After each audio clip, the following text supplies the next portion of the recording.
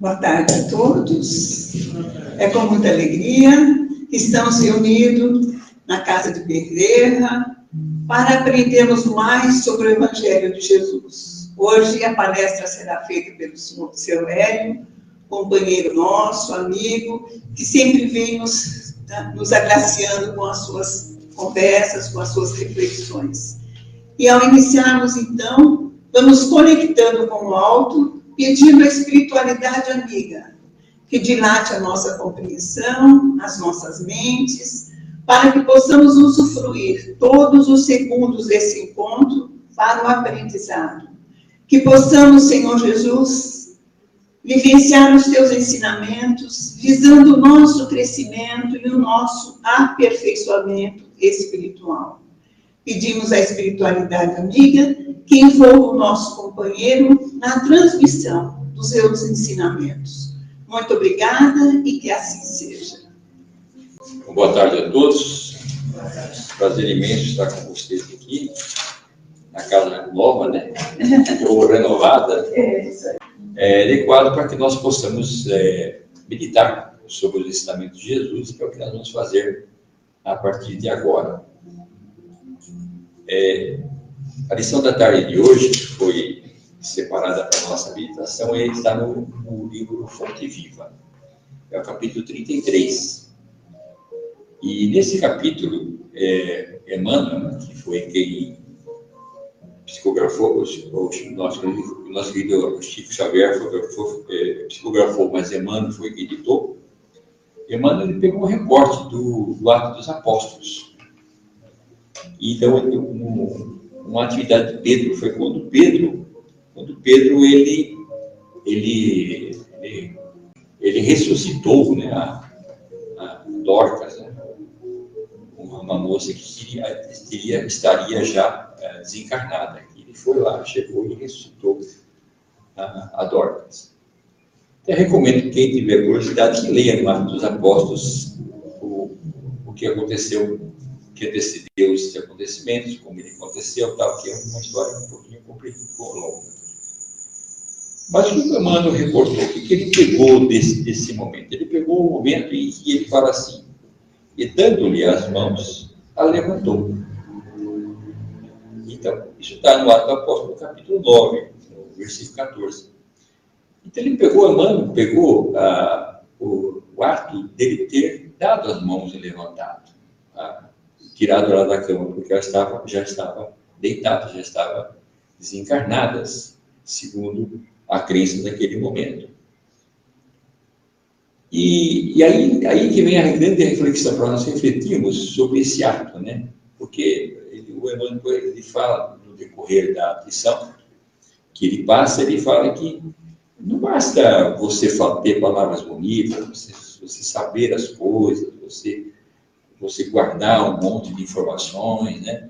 E porque ele antes de no momento que ele recorreu a Deus, recorreu espiritualidade para que fizesse com que ela retornasse à vida. Né? Mas no momento em que ela retornou à vida, ele pegou nas mãos dela, pegou e ergueu-a, trouxe ela, tirou ela da inércia. E o quadro dos apóstolos, se nós observarmos, é um momento muito oportuno dentro da história de Jesus, da vida de Jesus, porque é o momento em que Jesus já não estava mais com eles. Jesus já tinha partido, já tinha sido desencarnado, já tinha subido, já não estava mais entre eles. Foi o momento que coube a eles, coube àqueles cristãos, aqueles que aprenderam alguma coisa com ele, ou seja, eles, até enquanto Jesus estava encarnado, eles eram assim, coadjuvantes do processo. Mas no momento em que Jesus desencarnou e eles ficaram sozinhos, eles tiveram que ser protagonistas. Eles tiveram que tomar a frente das coisas, começar a fazer as coisas. Isso acontece também, é um momento de reflexão, porque até nos dias de hoje, se nós acredito que não é pequena a quantidade de pessoas que se formam, por exemplo, numa faculdade ou numa universidade ou numa profissão, e não exerce a profissão, simplesmente ele fica com o conhecimento, mas não exerce, simplesmente aquilo fica morto, ele não usa aquilo para nada. E trazendo para a nossa seara, para o nosso conhecimento espiritual, isso acontece também com a grande maioria das pessoas que acabam recebendo as informações, acabam conhecendo, sabendo do Evangelho, aceitando o Evangelho, né? Como diz os nossos irmãos até o Evangelho, aceitando Jesus, reconhecendo que está tudo aquilo é certo, mas não faz nada. Ele fica parado com aquela informação e guarda aquela informação. Ele não usa as mãos, ele não toma nenhuma atitude, ele não tem nenhum tipo de protagonismo em momento nenhum para poder fazer alguma coisa com essa informação, com a informação que ele recebeu. E se nós prestarmos atenção, entendendo como aconteceu com Kardec, quando codificou o Espiritismo, ele fez o axioma, dizendo, fora da caridade não há salvação. Quando ele disse assim, fora da caridade não há salvação, naquele momento, a Igreja Católica, que predominava, que era a religião predominante, o axioma era, fora da Igreja não há salvação. Mas Kardec entendeu que não adianta você estar na igreja. Para você conseguir a salvação, ou seja, para que seja útil o que você aprendeu, você tem que praticar a caridade. E se você entender o que significa caridade, a gente imagina a caridade, caridade é um sinônimo de amor. Só que o amor no sentido da palavra amar, todos os seres amam. Não existe ninguém no mundo que não ama. Se você pegar o maior fascínora da face da Terra, pode escolher lá o que você quiser, o pior elemento, a pessoa que mais execrável que você possa conhecer, ela também ama. Ela tem amor por alguma coisa, certo? Por um objeto, por um animal, por uma pessoa em especial, ela também ama. Certo? Então, todas as pessoas, de alguma forma, amam. Porém, nem todas as pessoas têm caridade. Porque a caridade é amor, mas é um amor ativo. É chamado amor. O amor, ele é passivo. Você pode amar. Por exemplo, eu tenho amor pela minha família, por toda a minha família. Mas eu não tenho caridade por toda a minha família. Eu tenho pessoas da minha família que eu amo. Eu estou amando uma prima querida, tal, mas eu não sei, nunca liguei para ela, não sei o que está se passando com ela, não sei se ela precisa de alguma coisa, se ela não precisa. Eu não é ativo, eu não tenho uma atividade que demonstra, eu não visito ela, sabe? Eu não tenho nenhum tipo de relação com essa prima. Eu testando uma delas, eu tenho vários primos que eu amo, certo? E não vejo há muito tempo. A gente acaba visitando, tendo contato com esses parentes, quando tem velório. Quando alguém desencarna, aí tudo vai lá e visita. Agora Mas enquanto eles estavam vivos, nós não tínhamos amor pela pessoa, mas também nós não tínhamos caridade. Porque a caridade, ela exige uma ação nossa. E quando Kardec colocou essa expressão, né, do Espiritismo, que fora da caridade nossa salvação, ele iria de encontro ao ensinamento de Jesus. Basicamente nesse trecho que ele fala, onde que diz assim, eu até vou ler aqui para que a gente não perca a riqueza da informação, né? Que ele fala, diz assim, mas quando vier o Filho do Homem em sua majestade, e todos os anjos com ele, então se assentará sobre o trono da sua majestade e serão todos agentes consagradas ou congregadas diante dele e separará um dos outros. O pastor aparta os cabritos das ovelhas. E assim porá as ovelhas à direita e os cabritos à esquerda. E dirá o rei aos que hão de estar à sua direita: vinde, benditos do meu Pai, e possui o reino, e vou estar preparado desde o início do princípio do mundo. Porque eu tive fome e me deste de comer, eu tive sede e me deste de beber, era hóspede e me recolheste, estava nu e cobriste-me, estava enfermo e visitaste-me, estava no cárcere e vieste me ver. Então responderam os justos, dizendo: Senhor, como é que nós te vimos faminto e te demos de comer, ou sequioso e te demos de beber? E quando é que te vimos hóspede e te recolhemos, ou nu e te vestimos, ou quando te vimos enfermo, ou no cárcere e te fomos ver? Respondendo-lhe, o rei lhes dirá: na verdade lhe digo, quantas vezes fizestes isso por um dos meus irmãos pequeninos, é a mim que fizestes. E depois segue essa lição. Mais à frente, e aqueles que foram, disseram que não estavam reprovados, mas por que nós somos reprovados? Porque eu estava nu, não me vestisse, eu estava com sede, não me desse de beber, eu estava enfermo, não me visitasse. E aí a pergunta foi a mesma: mas quando é que nós não fizemos isso? Nós nunca tivemos assim. Não. Você não fez isso por nenhum dos pequeninos, dos necessitados. Ou seja, se nós não tomarmos uma atitude, não tivermos uma atitude, não fizermos alguma coisa para modificar o estado de coisas que está em nosso entorno, com as pessoas que estão passando, ou com as situações, com as pessoas que estão em nosso entorno e que não é uma situação adequada, cabe-nos sempre fazer alguma coisa, tomar uma atitude para que aquilo aconteça. Se nós fizermos isso, nós estaremos cumprindo a lei maior, né? Que é de amar ao próximo como a nós mesmos. Né? Já que sabemos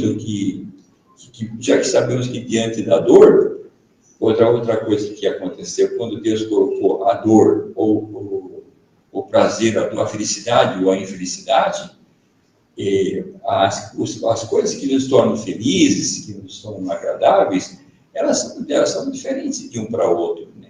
As mesmas coisas podem me deixar feliz, não deixar ela feliz, não deixar ele feliz. Né? Não é diferente. Agora, as coisas que me causam dor, dói em mim, eu sei que dói em mim, dói igual a qualquer um dos senhores e das senhoras que estão aqui presentes. Então, eu não tenho condições de dizer assim que eu não sei por que você está com dor. Porque eu saberei sempre, quando alguém está com dor, eu saberei sempre por que ela está com dor. Porque é a mesma dor que eu sinto, a mesma coisa que acontece comigo. Então eu não posso alegar, em momento algum, que eu não sei que a pessoa está sofrendo. Eu sei porque é o mesmo motivo que eu sofro. E nesse momento é o momento em que nós somos chamados a intervir, somos chamados a tomar uma providência, a fazer a nossa parte, né? E agirmos, enfim, para que minimizar essas dores. Normalmente nós estamos, e por que ele fala aqui na lição? Justamente ele fala que não adianta nós só falarmos, nós só orarmos, isso ajuda, mas não é suficiente, é preciso que nós usemos nossas mãos, que nós pegamos a pessoa, levantemos a pessoa. Porque eu não sei se vocês sabem, se já observaram, um pêndulo, né? Um pêndulo, quando ele trabalha assim, ele tem um processo. Acho que todo mundo que já um dia se balançou, né? Sentou numa balança, né? Quer dizer, fez um processo de balança, né? Quando você, na balança, a balança, esse pêndulo, quando você vai para a direita ou para a esquerda, quando você vai para cima, quando chega no ponto, antes de voltar, tem uma paradinha assim. Pequena parada, depois é que você volta. Né? Quando vem aqui, tem uma pequena parada e depois você volta. Então, esse balanço. E essa parada é uma questão assim de caberésimo de segundos, mas ela dá uma pequena parada para poder voltar. E nós no nosso dia a dia, no momento em que nós vamos nos deparando com as coisas que nos dão prazer, com as coisas que nos causam preocupações, nós também oscilamos. Ora nós estamos felizes, né? Ora nós estamos tristes, ora nós estamos preocupados, ora nós estamos eufóricos, né? Mas nesse balanço, nessa pequena parada que nós damos num desses pontos para poder retornar, existem pessoas, e significa quase que a maioria das pessoas, às vezes, param e não voltam. Ela entra num processo de dúvida e não consegue sair, fica parada naquele ponto. Se não tiver, alguém tem que ir lá e puxar, sabe? Alguém tem que ir lá e pegar essa pessoa, alguém tem que ir lá, porque isso pode ter acontecido muito conosco. Alguém nos puxou, nós talvez não percebamos, mas alguém nos puxou, alguém chegou num certo momento, disse alguma coisa, ou pegou a nossa, deu uma puxada, deu uma chacoalhada, para que a gente voltasse, acordasse, saísse daquele ponto de uma letargia, né? Quando você se encontra parado num ponto. E se vocês, ao prestarem atenção, tem muita gente parada, né? Estagnada num ponto assim, num ponto não consegue voltar para o polo positivo. Está no polo negativo e não consegue voltar para o polo positivo. Então, é o momento de nós usarmos as mãos. Temos que usar as mãos. Não é? Nós vamos ter, como diz, literalmente, pôr a mão na massa. Certo? Chega um momento em que, se nós já entendemos a lição, entendemos, saímos, nós conseguimos sair daquele polo onde nós estávamos parados, porque alguém nos tirou, é hora de nós também tirarmos alguém desse polo. É hora de nós também fazermos alguma coisa. É aquele momento que nós temos que usar o conhecimento que nós já adquirimos, ou já estamos adquirindo, ou já adquirimos. E quanto mais rápido nós fazemos, nós usarmos desse expediente, irmos de encontro às pessoas que estão necessitadas, que estão paradas em um polo, estão ali paradas, precisam só de um puxãozinho, só de uma mão que a levante, que a puxe.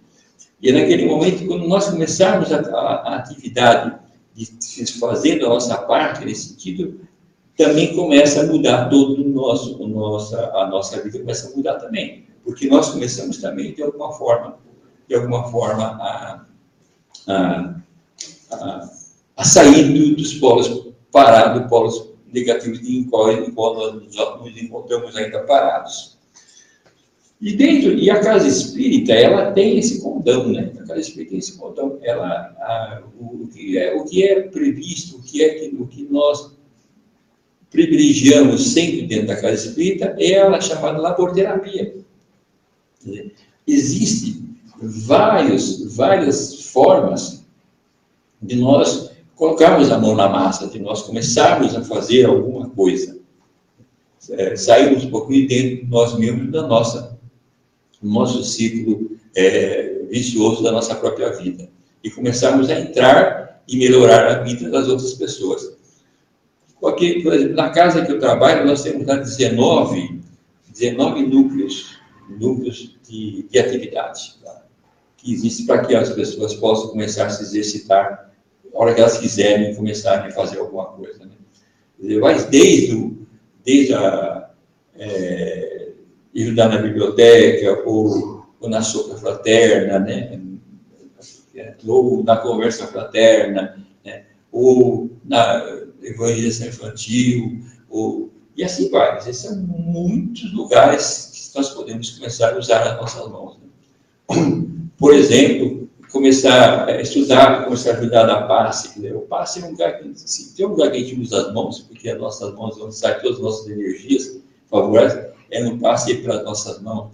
É começar, ver como é que eu faço para ajudar, né? Para ajudar em alguma coisa dentro da casa. Na hora que nós começarmos a nos colocar à disposição do trabalho, nós vamos encontrar em algum ponto alguma coisa que realmente nós nos afinizamos. E é naquele ponto onde será aonde nós vamos começar a transformar a nossa própria energia, inclusive. Porque uma caixa d'água, né, parada, estagnada, não entra água. Aquela que está na caixa, está parada lá. Você tem que soltar um pouco da água para poder entrar água nova. Né? E só vai mudar a composição daquela água, ela vai se torná-la melhor, mais palatável e mudar a sua qualidade no momento que você trocar. Ela tem que sair de um lado para entrar nova. E essa água só sai. Essas nossas energias são assim. Elas só vão sair no momento que nós começarmos a doar essa energia de alguma forma, em algum tipo de trabalho, quando nós colocarmos as mãos. Não é só colocarmos as nossas palavras, nós temos que literalmente colocar nossas mãos. Nos colocar à disposição para começar a fazer alguma coisa. Ah, mas eu não sou bem espírita, eu venho aqui, mas não sou bem espírita, não, eu vim aqui só para... Tudo bem, não tem nenhum problema. A Igreja Católica também tem lá os seus trabalhos para isso. A Igreja Evangélica também tem todas as atividades. Ah, não quero religião nenhuma, não sou religioso. Então, vai para um clube de serviço. Tem vários clubes de serviço, tem Rotary, tem Lions, né? Tem vários clubes de serviço também que faz também. Eu tenho a oportunidade de você também colocar a mão na massa, como se diz, para ir lá e começar a se interessar pelas outras pessoas. O importante, é fundamental que nós comecemos a nos interessar pelas outras pessoas. Saber que o motivo pelo qual nós reencarnamos não foi para cuidar de nós. Nós reencarnamos com o objetivo de sermos úteis para as outras pessoas. Porque quem precisa de nós são os outros. Assim como nós precisamos dos outros, os outros precisam de nós também. Né? E aonde que nós vamos começar? Nesse momento em que nós entrarmos nesse processo, nesse treino, que seria um treino, é na noite da pizza. Então, deixa eu ajudar a servir pizza hoje, que é a noite da pizza que tem na casa lá. Hoje eu vou ser o garçom. Sabe, hoje eu quero... Hoje eu vou mexer, hoje eu vou descascar batata. Qualquer coisa que você comece a fazer no momento em que você faça de uma maneira desinteressada, né? Onde você não está buscando nenhum tipo de retorno para você com aquilo, você está simplesmente trabalhando em favor do próximo, é contado a nível de doação. É onde você começa a trocar as energias dessa caixa de água que está parada no seu cérebro. Começa a sair as coisas ruins e para poder caber e começar a entrar coisas novas. Mas aí, normalmente, as pessoas falam, mas é que acontece, quando eu venho, eu não consigo. Por que eu não consigo? Porque quando eu vou no centro, eu escuto, me dá vontade até de fazer, sabe? Me dá vontade, eu saio dali e acho, não, agora eu vou fazer, eu saio decidido a fazer, mas a hora que eu me ausento, fico sozinho, eu perco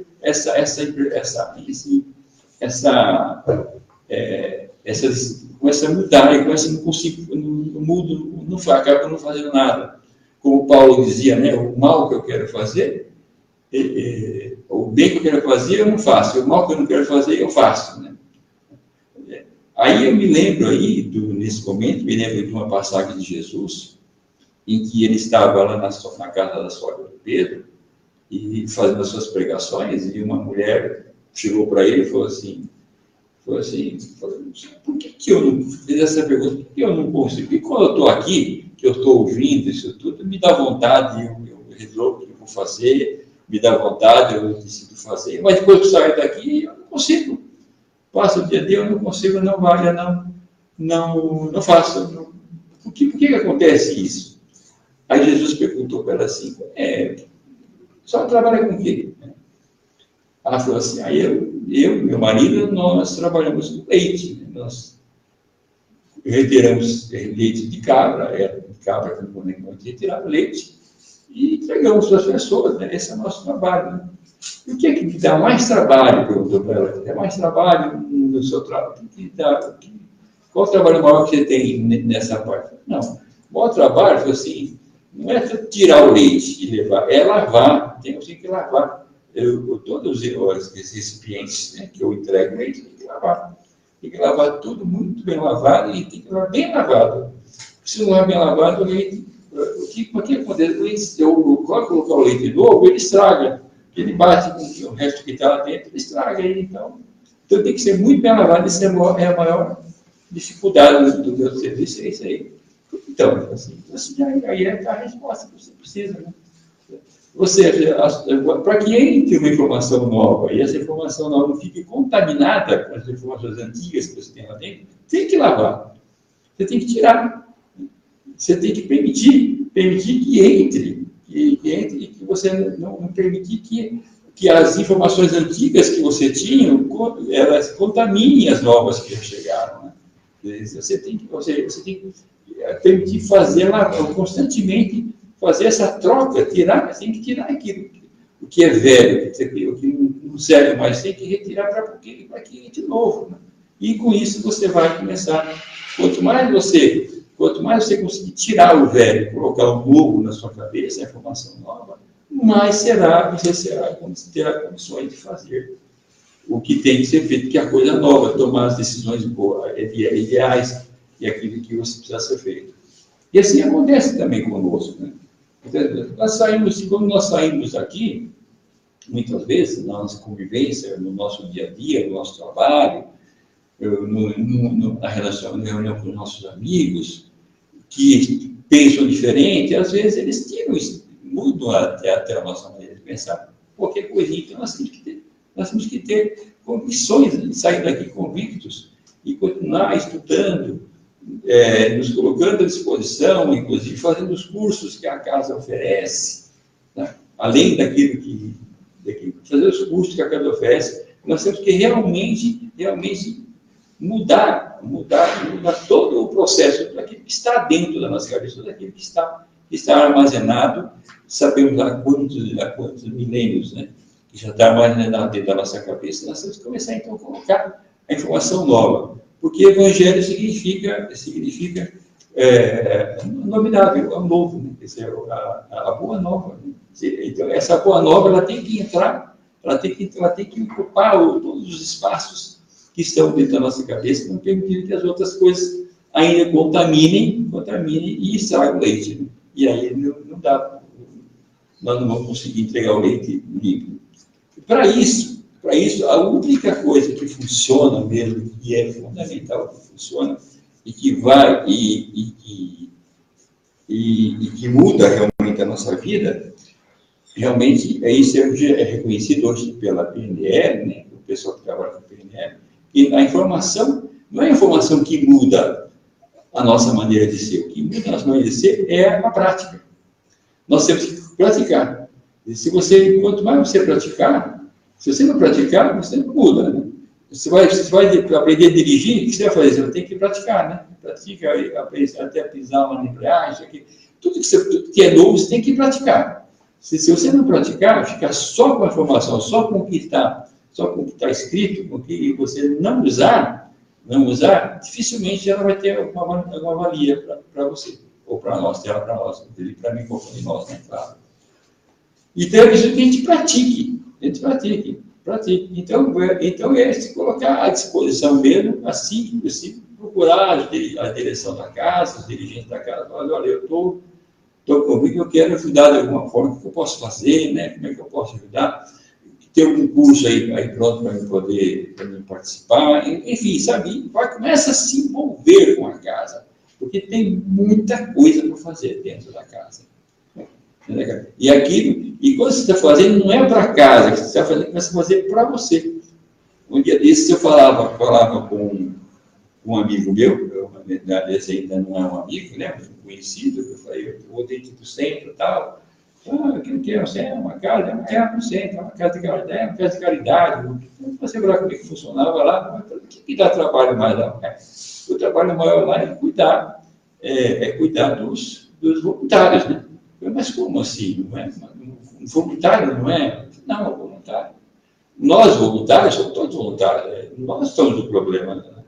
Né? Porque nós é que temos resolver, nós é que temos problema. Porque as pessoas que nós ajudamos é a solução. Nós somos o problema. Quer dizer, nós é que precisamos da pessoa. Nós é que precisamos nós precisamos do trabalho. O trabalho não é o problema. Aí, mas eu não estou entendendo. Eu falei assim, tem uma passagem que fala, que inclusive está no Evangelho, que diz assim, é feita uma pergunta, por que Jesus permite que existam órfãos? Tem uma pergunta, está até aqui no verso do Espírito, por que Jesus permite que existam órfãos? Deus permita, né, que existam órfãos. Para que vós vos arvoreis e servimos de paz. Né? Então, o órfão, quando você socorre o órfão, ele é a solução para nós. Né? Quer dizer, é a oportunidade de trabalho que surge para que nós possamos operar, possamos utilizar, colocar em prática todas o nosso potencial e para aquilo que é que nós viemos. Então, eu quero deixar aqui com vocês, a mensagem, que é uma mensagem curta, mas essa mensagem, embora que ela seja curta, ela é profunda. Né? Ou seja, imagine o seguinte, fora da caridade não há salvação, e não há mesmo. Porque, então, e caridade não é apenas aquele amor, eu amo, sim, mas você tem que se amar e tem que ser caridoso também, você tem que demonstrar, você tem que ir de encontro às pessoas, você tem que colocar, o amor tem que ser ativo. E nesse processo do amor ativo, quando nós ativarmos esse amor, nós temos que ir de encontro à necessidade das outras pessoas. Ele sugere aqui sempre o centro espírita, porque o centro espírita é onde nós estamos, mas pode ser em qualquer outro lugar, né? Onde as pessoas têm necessidade. Nós nos colocamos à disposição para ajudar. Eu tinha um vizinho mesmo lá, por exemplo, lá do meu pai, que já desencarnou, ele sabe o que ele fazia? Ele saía, ele já era aposentado, ele andava, ele saía, ele passava toda manhã, ele passava em todos os mercados aqui de Santo André, onde não sei qual o circuito que ele fazia, e pegava aqueles papéis de oferta, sabe? De promoção. E pegava aqueles papéis de promoção e levava depois para o pessoal do conjunto que eu moro lá. Chegava lá e entregava, olha, isso aqui tem promoção aqui, e entregava para a mulherada lá, né? Para a minha esposa também, entregava o pessoal lá. E parecia uma coisa assim, mas quando ele desencarnou, fez falta, puxa vida, minha mulher já esperava, né? Eu vou esperando, vou ver o que está em oferta hoje lá no mercado, sabe? São coisas assim, são coisas aparentemente sem nenhuma, mas que é de valia para os outros. Não é só dentro da igreja, dentro do centro. Muita coisa que pode ser feita, né?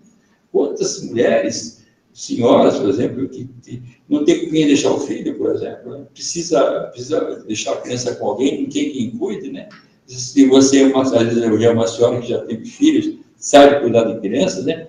E pode se colocar à disposição. Não precisa ter neto, pode também olhar o neto, o filho de uma pessoa, de uma senhora, de uma moça que está precisando, né? De uma ajuda, que alguém olhe o filho dela, né? Para que ela possa trabalhar, ou que ela possa ir no médico, certo? Ou qualquer coisa. É muita coisa que nós podemos fazer no momento que nós nos colocarmos e sairmos para a tarefa. Lembrando sempre que tem uma questão maior, uma questão grande e importante, que Deus, né? Deus não tem mão. Né? Sabe? Deus não tem mão. Deus não tem mão, Deus não tem pé, Deus não tem voz, né? Deus é uma energia, né? Qual é as mãos que ele usa? Como é que, quando Deus quer ajudar alguém, como é que ele faz para ajudar alguém de uma forma física? Como é que Deus ajuda os homens, né? É usando os homens. as mulheres, né? Os seres humanos, usando os seres humanos. Então quem é? Onde é que está as mãos de Deus? Né? Por que não a sua? Por que não a minha? Em algum momento ela foi. Em algum momento ele nos usou já. Né? Por que não usar os meus pés? Tem que levar alguma coisa, deslocar uma coisa daqui para lá. Tem que levar a cadeira daqui para outra sala. Quer dizer, Deus não tem, mano, não é que levar a cadeira, alguém tem que levar essa cadeira. Sabe?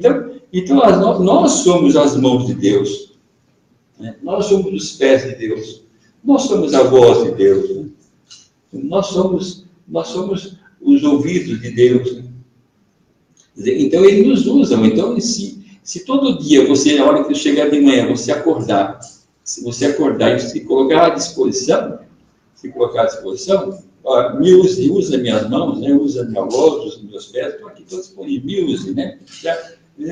Você será usado de alguma forma. De alguma forma será usado de uma forma que seja que interesse e que tenha necessidade e por Deus e pela espiritualidade que o representa aqui entre nós. Essa aqui é a mensagem. E eu quero deixar aqui para encerrar, inclusive, uma mensagem da Alta de Souza, né, que fala sobre as mãos, né, que diz assim, chama Tesouro das Mãos, né, esse poema da Alta de Souza, diz assim, não te afirmes inútil ou sozinho. Na existência mais triste ou mais singela, nas tuas mãos todo um tesouro se encastela, derramando-se em bênçãos no caminho. Ara, semeia, desce, afaga, ajuda. Mão do trabalho são uma prece muda. Do nosso coração vem sendo espaços e aprendendo com o Cristo ante o futuro. Tuas mãos são como servos de amor puro, são estrelas fugindo dos teus braços. Então, olhe todo dia para as suas mãos e veja, pergunta, o que eu posso fazer com elas?